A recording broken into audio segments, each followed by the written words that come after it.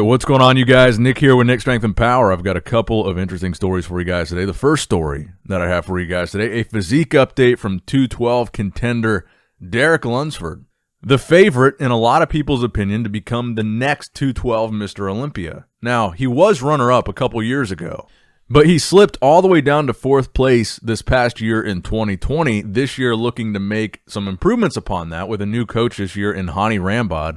And you can't get much better of a coach than that. Obviously, Hani was the coach of Phil Heath, and that track record really speaks for itself. So he's got a new coach, he's got a new recipe, and the physique updates that he's been posting, to me, he looks significantly bigger. He looks huge, but the thing is, he has to meet that 212 weight requirement. So how much will added size really help him? Because he still has to cut down below 212.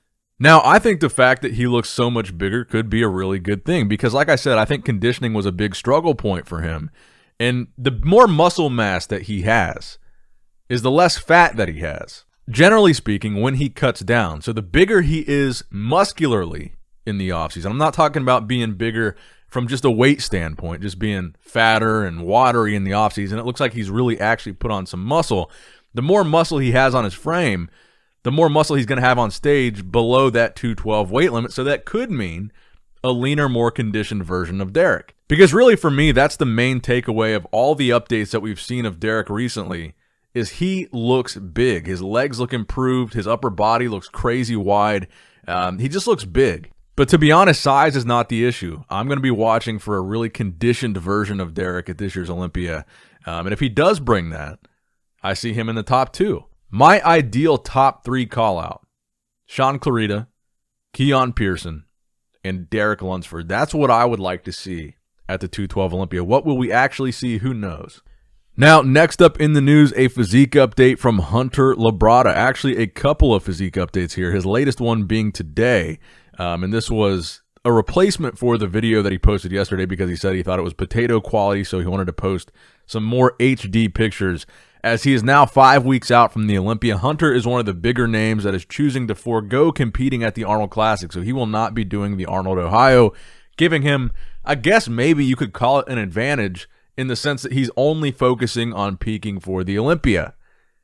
So he says this update is a fasted front and back double bicep, and his goals for the Olympia are to improve conditioning and size. Now, I believe in an interview post-Chicago, he said he wanted to add like over 10 pounds of size of stage weight. Now, I guess only time will tell to see whether that's a good move or not. But personally, I think that the main area, or really the only area that you can make an argument needs more size is his back. Other than that, I think he has the size to hang with pretty much any men's open pro as long as he's conditioned. But let me know what you guys think in the comment section below. What's your Olympia prediction for Hunter at this year's Olympia? Where will he place? And now a word from our sponsors, our new sponsors for this episode, GorillaWear. You can use the code NICK15 on GorillaWear.com for 15% off your order. There will also be a clickable link in the description box below. So if you guys enjoy high-quality bodybuilding apparel, worn by Mr. Olympia Brandon Curry, by the way, look no further than GorillaWear.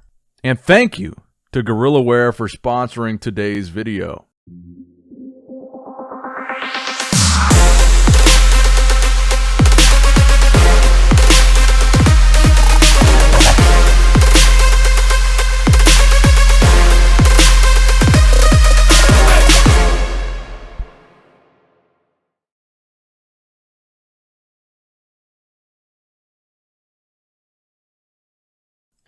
Now, next up in the news, let's take a look at this little clip and take some screenshots from it. From the end of Chris Bumstead's video today, or well, I guess it was a day ago. Chris Bumstead and Terrence Ruffin, 1st and 2nd place at the Olympia, breaking the internet with their recent collab on Chris's YouTube channel. Something like this is something you don't typically see from a couple different standpoints. The standpoint of camaraderie. It's really cool to see these guys getting along. And putting aside the fact that they're competitors, and not only competitors, but rivals. 1 and 2 at the Olympia. Phil and Kai, Ronnie and Jay, Rami and Brandon. 1 and 2 at the Olympia, you're not supposed to get along weeks out from the show. You're supposed to be really at your peak of disliking each other. Maybe not even disliking each other, but your peak of competitiveness with the other person. These two breaking the internet, not only training together at Weeks Out, but showing it. Not only posing together at Weeks Out, but showing it to the internet, albeit very, very briefly. So there's a very brief segment towards the end of Chris's video, which I highly recommend you watch the full video, where they hit some poses. And really, the only two good poses that you can see are the front lat spread and the side chest. Now, again, the main thing that I would be looking at when comparing Chris and Terrence, or the main consideration that I would urge you to make, is that Terrence is closer to stepping on stage than Chris is.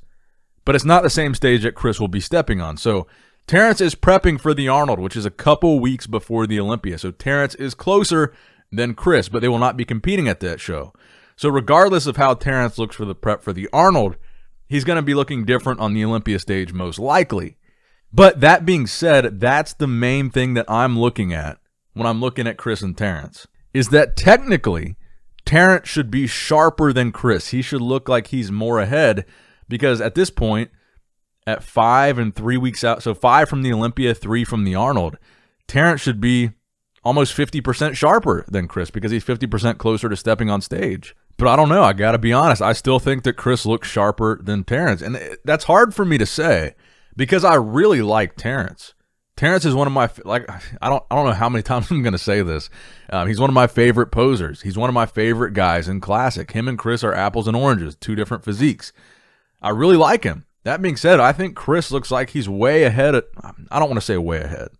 He looks like he's ahead of Terrence from a conditioning standpoint, even though Terrence is supposed to be competing before Chris. So that's my opinion on all this. I really like both Terrence and Chris. They've both always been really kind to me. They seem like really cool guys, really genuine guys. And I wish them both the best of luck at the Olympia. And I think we should be appreciative as fans that they gave us something as cool as this, a preview of the Olympia right before the show. It's really cool that they did it. And we, the fans, we appreciate it. Now, next up in the news, a physique update from Nick Walker. And in this update, he says he's 19 days out from the 2020 Mr. Olympia. The young mutant Nick looking to make a bold statement at this year's Arnold Classic, and I, for one, am extremely excited to see it. My prediction right now, and I'm going to get, like I said, I'm going to do official prediction videos coming up here soon, but I think Nick will be first call-out at the Arnold Classic. I'm not going to predict that he's going to win. I'm not going to predict top 3, but I think he's going to be first call-out. And not only that, but I think he's going to do well in the first call-out. Nick is a legitimate freak, and I think I speak for a lot of bodybuilding fans when I say a lot of us are rooting for Nick. We want to see Nick do well at this Arnold Classic. It's cool to see such a young guy with so much potential, so early on in his career, being so successful, doing so well, getting so much hype going into these shows, and getting fans excited. More importantly, that's the cool part about Nick Walker. Fans are excited to see him compete, and I can't help but root for Nick because both of our names are Nick. I feel like he's playing for the home team. But let me know what you guys think in the comment section below. Where do you think Nick will place in this year's Arnold Classic, and then a few weeks later in this year's Mr. Olympia? Now, next up in the news, just a friendly reminder that GoodVito exists. Vitaly Ugonikov, speaking of Nick Walker, another young, freaky mutant bodybuilder. GoodVito is very similar to Nick. I believe they're actually like the same age. They're really close in age. But the biggest difference is simply that GoodVito doesn't compete in the same IFBB as Nick. But GoodVito is 1 week out from his next competition, and he's posting this friendly reminder that he's still a freak. This front double bicep, crazy quads, crazy arms, crazy V-taper. The guy's a beast, and once again, he's making us wonder what would happen if we ever saw him step on an IFBB Pro League stage, whether it be the Olympia, whether it be the Arnold Classic, whether it be some random pro show. What kind of damage would he do? And in a sport like bodybuilding, where most bodybuilders hit their peak in their mid to late 30s, these guys like Vitaly, these guys like Nick, in their mid-20s, early 20s, they've got their entire careers ahead of them to improve. So when you see guys looking like this already at such a young age, that's why it's so insane to see, because they've still got a decade plus to make improvements. What are these guys going to look like on stage 10 years from now? When they've got 10 years of experience competing, 10 years of figuring out their physiques, 10 years of working with a coach to peak exactly, precisely, correctly, 10 years of figuring out conditioning. These guys that already have the size at 25 don't really have to worry about much more than that. And I think that's why so many people get excited about a guy like Nick or a guy like GoodVito, is these guys are so young, and they already are winning shows like the New York Pro. Well, not Vitali. This is more Nick we're talking about here. But they're already winning shows like that. What are they going to be doing 10 years from now when they've really got it figured out? Now, the final story that I have for you guys today, this comes as I'm recording this video. This story came out. I want to give credit here to Buys and Tries, which is where I saw this update first. Terrence Ruffin, whom we just talked about earlier in this video, posted his first official check-in photos at 3 weeks out from the 2021 Arnold Classic and 5 weeks out of the 2021 Mr. Olympia. His weight supposedly here is 193 pounds at 3 weeks out from the Arnold. And I don't know, guys. Honestly, I kind of want to change my prediction about Terrence being the favorite to win the Arnold. And it's hard for me to say because I'm such a big fan of Terrence. I'm not a hater by any stretch of the imagination. I love him. I love his physique. I love his posing. And I want to see him do well. But these updates look to me like he's not peaking for the Arnold. It looks like he's peaking for the Olympia. The Arnold might be, I hate to use the word a warm-up show, but based on what we're seeing here, 3 weeks out should look a lot tighter than this, in my opinion. And this is just a fan's perspective. Maybe him and his guru have kind of a plan for this.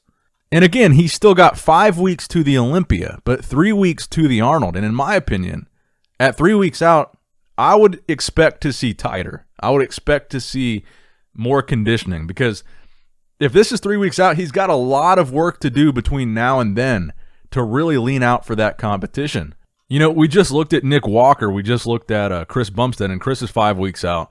And when you look at like Chris and Nick, you see that they've already got sharp, defined lines in their physique. And you don't see that as much with Terrence. You don't see that pop. You don't see that crazy vascularity. And vascularity is pretty subjective. It's not necessarily an objective marker of conditioning. Some guys have it, some guys don't. You know, I said this in a previous video. I saw that Greg Doucette commented a couple videos ago, and his prediction was Brian Jones to place second at this year's Classic Physique Olympia. Is it possible that Terrence gives up his spot this year and someone like Brian Jones, a newcomer, moves up, slides in to that second place spot? I don't know. Like I said, I don't want to be down on Terrence. Honestly, when the Olympia comes around, I'm going to be rooting for Terrence. I'm going to be rooting for Chris too, but Terrence and Chris are really the two guys that I'm the biggest fan of in Classic Physique. But right now, I don't know. It's a tough one. It's tough. In fact, I'll give you guys this example. Let's go over, we'll do one more story here. Let's go over to Logan Franklin, who is also prepping for the Arnold Classic, who's also within 3 weeks of the Arnold Classic. Look at the detail that you can see from Logan in this posing video here. Look at the lines. Look at the subtle, small details and conditioning. And he's at the same point in his prep that Terrence is, if not further out. This video could have been a couple weeks ago. Now, granted, Logan did have the advantage, I guess you could call it, of doing Texas a few weeks back. So he was already in contest shape and really just had to carry that shape into the Arnold. But these are two guys that are doing the same show, the same division, both in Classic Physique, and I see a big difference in conditioning between the two. But as always, let me know what you guys think in the comment section down below. Give the video a thumbs up if you enjoyed it. It's an easy, free way to support the channel. So if you like the videos, you want me to continue making videos, you enjoy the videos, just hit like. That's all I ask of you. If you guys want to check out GorillaWear, links in the description. If you haven't subscribed, hit that subscribe button. As always, I love you guys. I appreciate you guys. Nick Strength and Power, signing out.